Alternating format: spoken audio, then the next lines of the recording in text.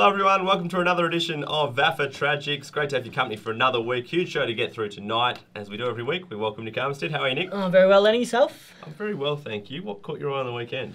Caught my eye on the weekend. Well, I was watching, or listening to, rather, the Chrissy Brownie and Sam Pang show on Nova.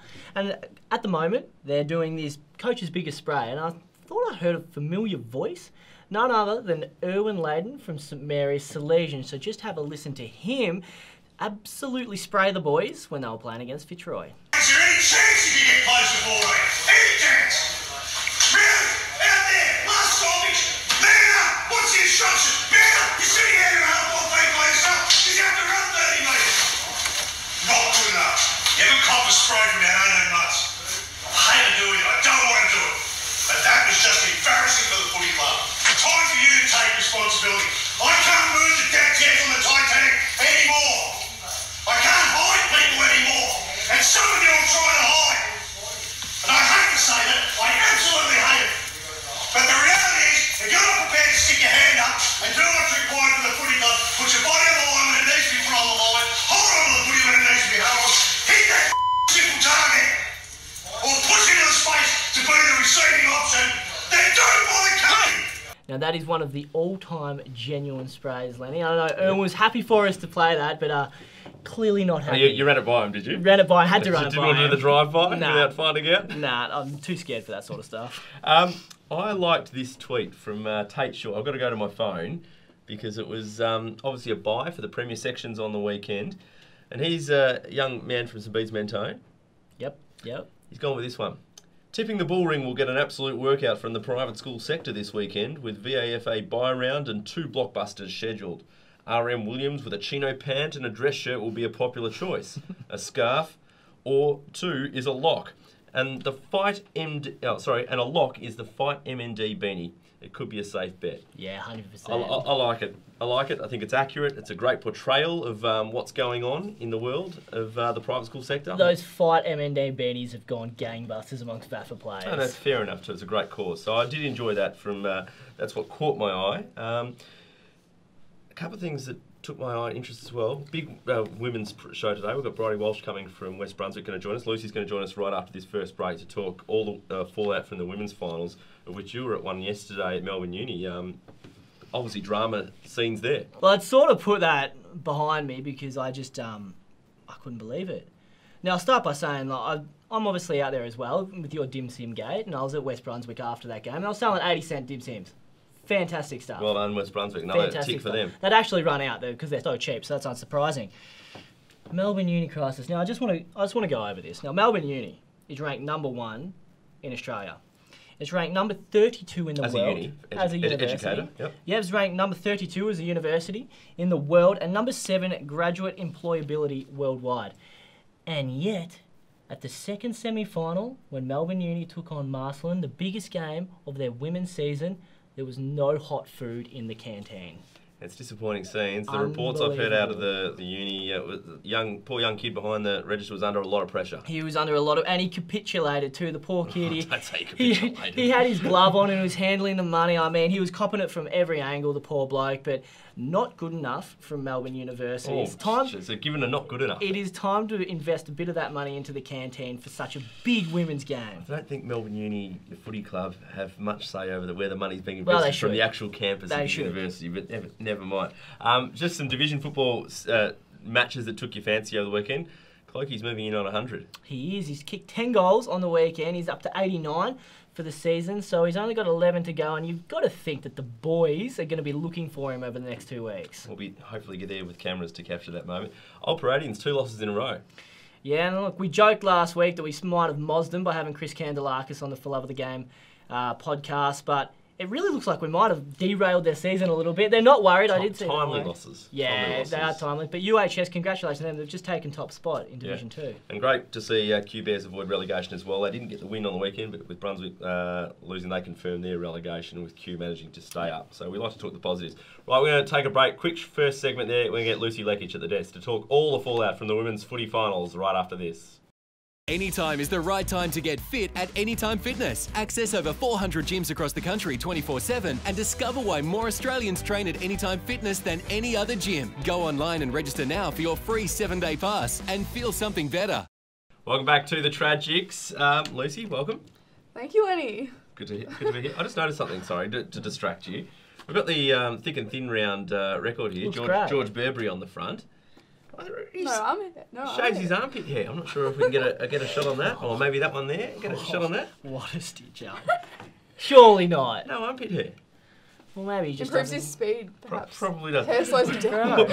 Well, surprising. Nick mentioned at the top of the show the result at Melbourne Uni on Sunday. Was that the most surprising result from the round? I think so. That's very unexpected, especially from me, because I've had such high hopes for Melbourne Uni throughout the year, and they had that home ground final, and they just couldn't get it done. You know, not to mention at the canteen, but also with the match that was played out. So Marcelin, reigning premiers, they've defeated them there. I can't remember who I jumped on in the women's comp. I think I've jumped between Q and Marcelin, haven't I, at various times? Yeah, various times. I think. So I think I'm in the race for both, but Nick, your Saints are out. Unfortunately, yeah. How do you feel about that? I'm devastated for the Saints. I was devastated. I thought maybe they'd take a real hit with Sarah Cameron going overseas and chasing the European summer. Now, you're adamant they could overcome that, though. I was absolutely adamant. I thought Margaret Gleeson was playing forward. She'd kick a few goals. She's obviously a tragic. Didn't stop Alexandra Hines, 78 hit-outs. How was that? In the Absolute ruck. day out in the ruck, Alex Hines. But unfortunately, Scob, their season ends prematurely. Possible to get 78 hit-outs? Apparently, I think it was only 24 or something from the The opposition. game only goes for a flat 80, doesn't it? Flat 80 minutes? Yeah, 15 plus time on. Yeah, She's probably got that many against me when I went up against her, so I'm not surprised. 78. There's a contest every minute. There's a ruck contest every minute. Well, there's a lot of scrimmages and stoppages in women's footy because everyone's all around the ball, so it's not surprising. There were 67 free kicks paid in the Melbourne Uni one, so it's not really surprising. Yeah, okay, fair enough. What else took your fancy over the weekend? If you look through the finals race, there's sides that you sit there going, well, they could maybe go and win it now. Well, when I look at some of the Prem B divisions, so basically Old Haileybury's tipped over Old Brighton, and that was actually a shock, because Old Brighton's third on the ladder and Old Haileybury was fourth, and they just got that winning goal there with Pulley go to USM. I think I got the name right now. So that was an exciting finish, and I think they've got momentum now going forward, and hopefully they can get it done in their next. Wasn't exactly a goal fest at the game we talked up last week, West Brunswick and St Mary's. No, only 8 behinds to St Mary's, and I think it was 2 goals won to West Brunswick. Yeah, they managed to get the job done, and no apprehension there. They got it done, but... And that was only a week after St Mary's upset them with their first loss of the season as well in round 14. So St Mary's would be pretty devastated with that effort. I think they got Monash Blues this weekend. Monash Blues, and they had some great form. Of late, they've had a great year actually, and I think they've improved. And they got over the line against Old Geelong, so... that'll be a close one, I think, going forward. Now, Lucy, I'm not sure what you think about vote counts and things. Have you heard your name being called out before in a vote count? No, I haven't. Gosh, Leckage, 2 votes, that sort of thing? Might get a couple, maybe in like a couple of first games I played. Well, that might be later. That's on Monday night for the No. The women's presentation up for the Premier section on the Monday night. But we've got the divisions 1 to 3 on Wednesday night, which you can all listen into on Inner FM. Yep. Do we get on air before the vote count starts? Yeah. 100%. No, 8 till 10. 8 till 10. 8 till 10. Make sure you tune in. 8 till 10. Prelim finals this weekend. Who's going to win the prelim finals now that the Mugger's going to get through? Oh gosh, no. I think Q's going to get through now. Oh, really? Yeah, Q's had 5 wins. 5 of their last matches they've won. They've got so much momentum. I can't get past them at the moment. I have tipped Melbourne Uni, and whilst I still think they're a very strong side, especially in particular when they've got their VFLW girls. Final tip this week. You're going Q. And any other prelims you just want a quick tip on? Bowie, surely. I don't know. I don't think so. Oh, you're going Bowie. Leave it up there in you the go, air. Old Haileybury. Old Haileybury, We'll see you at the presentation night next week. See Let's you hope next we're week. hearing L Leckage being read out a few times. Good luck with that. Doubt it. We'll be back with more after this. Bridie Walsh to join us at the desk.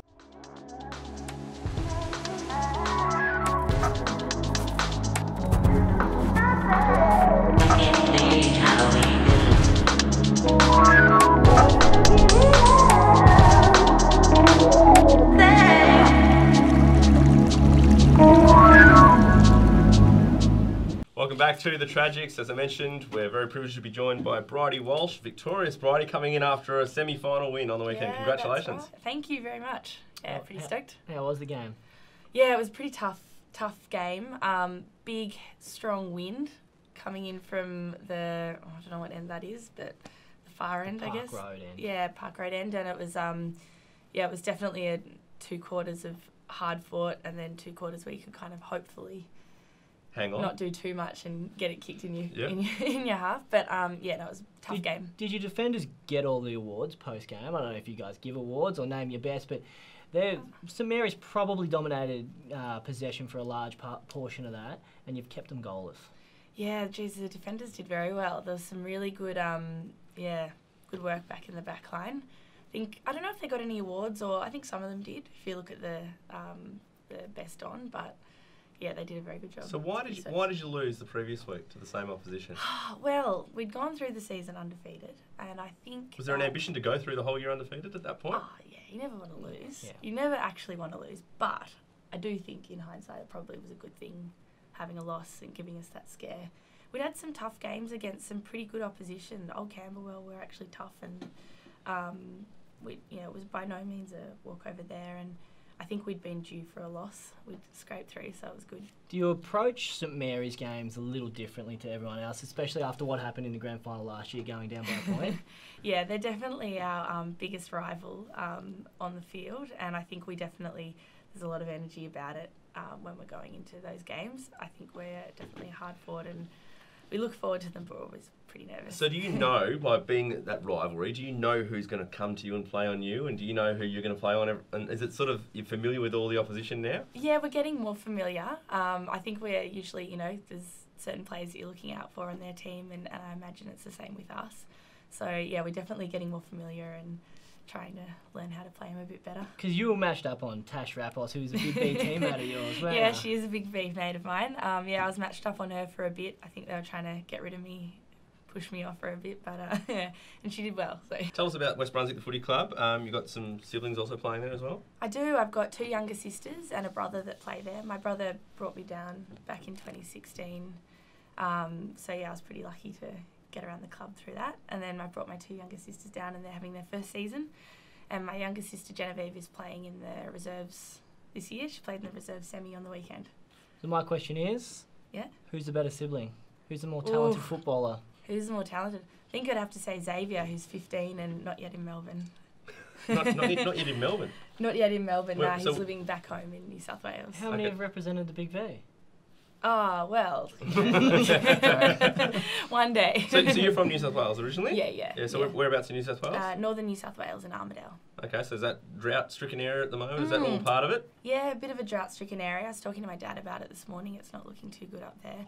I think it's particularly bad south of Dubbo, that sort of area, but Armidale's not looking great. So not a massive AFL part of the world up there, or it is a bit? No, not at all. It's pretty light on. So how come you guys are all playing footy down in Melbourne? Well, my dad was, we're going to get into the history. My dad played down here, came from Okay. Horsham, Right, and then he actually was involved in the TAFL up there. He was the president of the league up there for a while, and then I used to just boundary and do the canteen.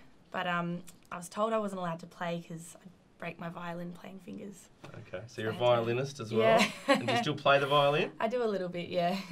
And you're a lawyer, so you've got a few talents. Yeah, well, I don't know if I'm talented at any of them, but... But you were nominated as a Young Lawyer of the Year recently. Yeah, it was fun. Just to embarrass you. Thank you. We pump up our guests on the Okay, show as here. well. Yeah. No, it was good fun, yeah. So you can't really play the violin in the shout of Beyonce, which I understand is a bit of a favourite in the post. Yeah, Halo's been a big part of our post-match celebration. And yeah, Torn if we lose, but hopefully we don't have to play it too often. So You play Torn if you lose. No, I don't know. Taunt's a bit of a pump-up song, though, isn't it? Do you think so? I know it's like sort of depressing, but it gets you up and about.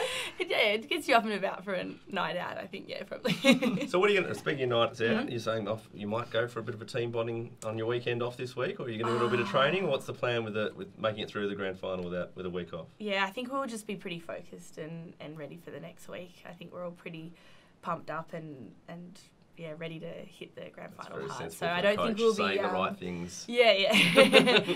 And tell the other team we're out on the piss. Yeah. Exactly right. Very good. Well, good luck. Enjoy the week off. Yeah, thank you. It's been great having you on the show. Thank you. And hopefully you're singing Halo in the showers after a grand final win in 2 weeks. Hopefully. Thanks very much. Bridie Walsh from West Brunswick. They're through the grand final playing in a couple of weeks' time. Back with more on the Tragics right after this. Anytime is the right time to get fit at Anytime Fitness. Access over 400 gyms across the country 24/7 and discover why more Australians train at Anytime Fitness than any other gym. Go online and register now for your free 7-day pass and feel something better. Welcome back to the Tragics. It's been a big show. We've got all the best use of social, quick questions to come, and the best and worst case scenario, Nick. Also, we haven't talked about the Premier sections, but a lot to look forward to this weekend. Yeah, huge round of Premier action. From Premier to Premier C, can't wait. Three rounds to go in all those sections, 2 to go in the divisions, and of course the finals in the women's. Right, let's go with the best use of social media. All right, I just want to start quickly. We often have a crack at the players who don't know the words, and I think you actually had a crack at Hawthorn earlier this year, the women's side. Yep, absolutely. They didn't know. So have a look at this footage. Every single player is jumping up and down. Every single player knows the words. The only person who's not jumping up and down is the one man who's in the circle. So I don't know about that, but the women are really giving it a crack. Congratulations to them. They're through to a grand final. They're second in a row. For my best use of social media, I'm going back to an old favourite, Parkdale Vultures. They seem to just do it every single week. And is there anything better, Lenny, than an awkward interview? Oh, nothing better than an awkward interview. Nothing better. Love an awkward interview. Especially when it's a real stitch up. So have a real good look at this. Tom Jenkins from Parkdale Vultures. Tell us who you are. My name's Tom Jenkins. I'm 20 years old and I play for Parkdale Vultures. Who do you follow in the AFL and who's your favourite player? I go for Richmond and my favourite player is Dusty. What are you scared of? What am I scared of? Girls. What is the highlight of your playing career? Winning the under-17s grand final was pretty good. Jeez, that was awkward, Letty. So, Yeah, cringy. I love that sort of stuff from Hopefully Parkdale. we don't see any of that sort of stuff from you next week at the VAFA Women's presentation night. I hope not. I hope not. No, because there were a few awkward ones in there last year. That was gold last year. What are you talking about? A few awkward That ones was in there. award-winning. Well, it should have been award-winning I stuff. don't know if it was award-winning. There's a few awkward ones in, I think. Yeah. Right, I'm going something different this week, best use of social, because I saw a tweet from the weekend from Whitefriars asking about the finals fixture for the women's finals, when they're going to be released. It's a standard sort of tweet. You see it this time of the year every year. Yep. So I'm going to the top 5 most predictable tweets to the VAFA. Yeah, good. Good, I like So this. these are the most predictable ones. You see them every year, rain, hail or shine. So at number 5, we've got someone tweeting the VAFA comparing the umpiring they've seen on a Saturday or a Sunday to what they saw on Friday night in the AFL, going, what is the VAFA doing? Why aren't they paying this when often the rules differ slightly? The adjudications differ slightly. Number 4, the wrong names in the record. Happens every year. Now, sometimes it's the VAFA's fault, but most often it's probably the club's fault for not submitting the right team list and that names in time for the record. Correct. Number 3, we're going to go the tweet, when will the fixture be released and when will the finals fixture be released? Every Sunday night, and we're going to get Sam Confade on in a couple of weeks to talk about how the fixtures are released for finals. It's an unbelievable challenge, particularly with ground availabilities and that sort of thing, but the predictable tweet comes through at 6 o'clock on a Sunday night. When are we going to see finals fixtures? They're being worked on. They'll get them out as soon as they can. Same with the other fixtures as well. Number 2, and I've definitely tweeted about this, the live score situation. It's a disgrace. And there's no other way to say it. We see those every year. But the number 1, Nick, and you're probably familiar with this one, is the criticism coming the VAFA's way for the situation with the website. What? What are you talking about? You've never seen one of those tweets? Never received that before. Oh, I've seen a few of them. Oh, so... I might have even retweeted a few. I think you have. Shura Taft is a real one with that. He does get stuck in, sure, a bit on Twitter. He does, he loves We're it. not living up to it. They're the top 5 tweets on social that we see criticising the VAFA. Yeah, that are that's predictable. Rightio, quick questions. Who will UHSVU go back-to-back? They absolutely can go back-to-back. I think Old Paradians are still the team to beat. I know they've lost 2 in a row, but as we said, calculated loss probably last week, weren't up and about as much this week. I think they're still the team to beat, but it would be great to see UHS... 2 games to get back to form. Yeah, absolutely. And UHS spent a lot of time in Division 3, as you remember, so it'd be great to see them go again. Andrew, are you happy for clubs to name players who sit on the bench just to fit the eligibility. I don't mind it. I know you're a big fan of it. Big fan. This happened recently, and we were saying maybe with Caitlin Greiser it could have happened as well. Yes, correct. But you think other clubs are going to be doing this, coming in the run home? Well, I think some Premier clubs have already done it, and I think my opinion is if you've earned the right, if you've won enough games and you've earned the right to play finals and so you effectively play a player short by only playing 3 on the bench because you've named someone that's sitting there but they're not actually playing. Correct. Yeah, just so they qualify. Just so they qualify. But if you're happy to play against... That's within the rules. I don't mind it. Yep. Can the Truganina train continue to cause an upset in Division 3? Absolutely they can. We'll get more of an idea this weekend. They play Hawthorn. Who are the Truganina trains, by the way? Westbourne Grammarians. Oh, right. Okay. Stopping all stations to the finals. I'll give you the hot tip. They've got Albert Park in 2 weeks. They've won 8 of their past 9. One of those included, albeit an undermanned, but they beat Glen Iris. So they've already beaten the top ranked side. They've got Hawthorn next week. We'll know a lot more, but they are on fire at the moment. Massive win over the Cobras on the weekend. That was supposed to be to me, I think, that one. Was it? Oh, I don't know. We've got the ordering wrong. I'm going to ask you this one as well. Who's going to win the women's best and fairest? Well, I've been on Eliza Strafford all year from the Scob Saints, so I'm sticking with it because I stick to my guns like I did for Scob to win the premiership. That obviously fell flat, but Eliza's my one, although I wouldn't be surprised if Taylor Padfield was up there also. What about you? I've got no idea. I'm going to host it next week, so I'll do my research in the lead up to that. Yeah, we'll be there together next week up on stage. It'll be fantastic. So looking forward to that next week. You can catch the Tragics from the women's presentation night at the Park in Albert Park next Monday night. Rightio, best case, worst case scenario. What's your best case from the weekend? Best case, moving back into the Premier sections, Premier B, Mazenod, Ajax, Monash and Old Haileybury. They're all playing each other. Best case is they all tie. They all tie, so we don't want that. It keeps it. The bottom half of the ladder, really interesting going in the last 2 rounds. Yeah, my best case is Nick manages to pronounce every name correctly over the coming vote counts in the women's over the next 2 weeks, and then the men's a few weeks after that. Well, Kyriakopoulos is the one I've nailed every week, and Sibasato's the one from Q I'm practicing at the moment. Worst case scenario, Melbourne Uni women's go out in straight sets. So if they don't get it done against Q after being so dominant and finishing on top of the ladder, that would be the worst case for the Muggers girls. Absolutely. Worst case. Well, this is supposed to be a best case as well. I've got double best case. Oh, beautiful. St Bees Mento Tigers roll Uni Blues on Saturday in William Buck Premier and just throw the cat amongst the pigeons in the relegation. Tighten things up a little bit. Absolutely. You reckon they can? Yeah, they can. Yeah, they can. Is Cowan playing? He'll be back, yes. He only misses 1 game a year because of work, and that was last week. He wasn't at Darwin Races or anything like that, was he? Oh, well, he might have been there too. I think he was at the Sporting Globe on Saturday night. So. It's been good fun. Yeah, it's been great. See you next week on the Tragics from the VAFA Women's Presentation Night. Make sure you tune in and catch us then.